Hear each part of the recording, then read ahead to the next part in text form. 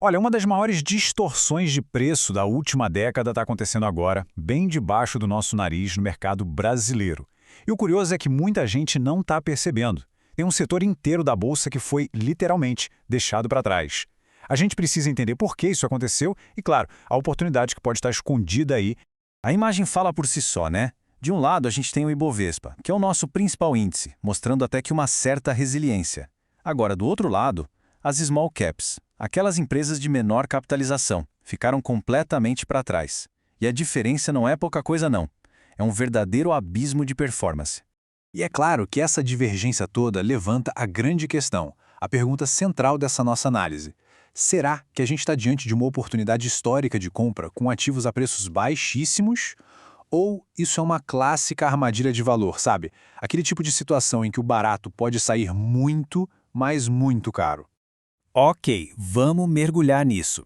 Para a gente entender o tamanho do que está acontecendo, a gente precisa analisar esse fenômeno, que eu gosto de chamar de o grande descolamento. Isso aqui não é só uma quedinha passageira, não. É uma anomalia de mercado, de verdade. E o ponto crucial é este aqui, olha. Em termos de preço relativo, essas empresas hoje estão sendo negociadas em níveis parecidos com os que a gente viu lá em 2009, logo depois da baita crise financeira de 2008. Isso só mostra o quão raro, o quão extremo é o cenário que a gente está vivendo agora. Tá, mas se a situação é tão extrema, a gente precisa se perguntar por que isso aconteceu. Para entender, a gente vai ter que dissecar essa queda, fazer uma verdadeira anatomia das três grandes forças que empurraram esses ativos com tanta força para baixo.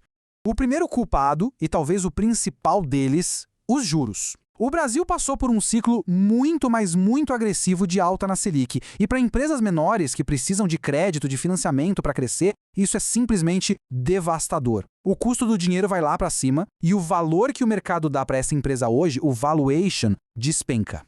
O segundo fator tem a ver com o fluxo do dinheiro. Num cenário de incerteza, o que o capital faz? Ele corre para a segurança, para a liquidez. E foi exatamente isso que aconteceu. O dinheiro migrou em massa para gigantes do Ibovespa, especialmente aquelas ligadas a commodities como Petrobras e Vale, que estavam se beneficiando de ciclos favoráveis e gerando muito caixa. As small caps, bom, foram simplesmente deixadas de lado. E é aqui que se cria uma distorção perigosa. A gente olha o Ibovespa subindo e pensa que está tudo bem, mas a verdade é que essa alta foi sustentada por pouquíssimas empresas gigantes. O índice subiu sim, mas ele acabou mascarando a realidade bem difícil da grande maioria das companhias listadas na bolsa. E por último, tem o fator psicológico, a percepção. Empresas menores são vistas como mais arriscadas, ponto. Em tempos de medo, de incerteza, o mercado não apenas vende, ele pune esses ativos de uma forma totalmente desproporcional. Muitas vezes, a queda tem muito mais a ver com o pânico do mercado do que com os fundamentos reais da empresa. Certo. Agora que a gente já entendeu as causas, vamos analisar a consequência mais direta de todo esse processo: os preços.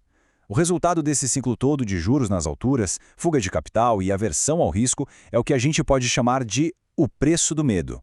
E essa frase aqui resume perfeitamente a situação. Não estamos falando de empresas um pouquinho baratas. A gente está falando de companhias com balanços sólidos, com vantagens competitivas, gerando caixa, sendo negociadas a múltiplos historicamente baixíssimos, a níveis de crise profunda mesmo.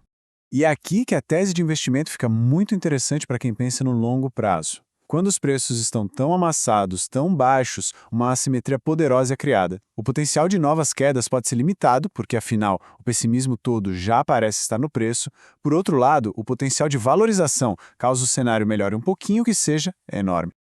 Então, a pergunta que fica é: o que poderia reverter esse quadro? Vamos olhar um pouco para frente e tentar entender quais são os gatilhos que poderiam destravar o valor desses ativos. É aqui que entra o conceito da virada de ciclo de mercado.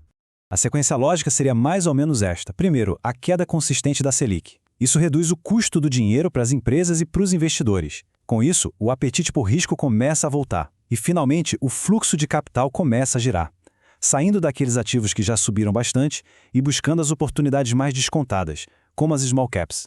Mas atenção, um alerta importantíssimo aqui. O preço baixo, sozinho, não pode ser o único critério. É preciso fazer o dever de casa, sabe? Analisar os fundamentos, separar o que é uma empresa de valor com boa gestão em um negócio resiliente, daquelas que têm problemas estruturais que de fato justificam a queda. Uma seleção criteriosa é absolutamente fundamental. Bom, a gente chega ao fim desta análise com um cenário de mercado que está claramente dividido. De um lado, o índice principal refletindo a força de poucas gigantes, e do outro, um universo inteiro de empresas que foram esquecidas pelo grande capital. A escolha então fica mais clara. De um lado, o Ibovespa, seguro, líquido, mas super concentrado e talvez já precificado para o sucesso. E do outro, as small caps, com descontos históricos e um valor enorme escondido ali, só esperando para ser destravado por um novo ciclo econômico. Então, a questão que fica no ar é esta. O foco deve continuar apenas no índice, na fotografia do presente? Ou talvez seja a hora de olhar para onde as grandes oportunidades costumam se formar, justamente naqueles ativos de valor que o mercado, por medo, decidiu ignorar?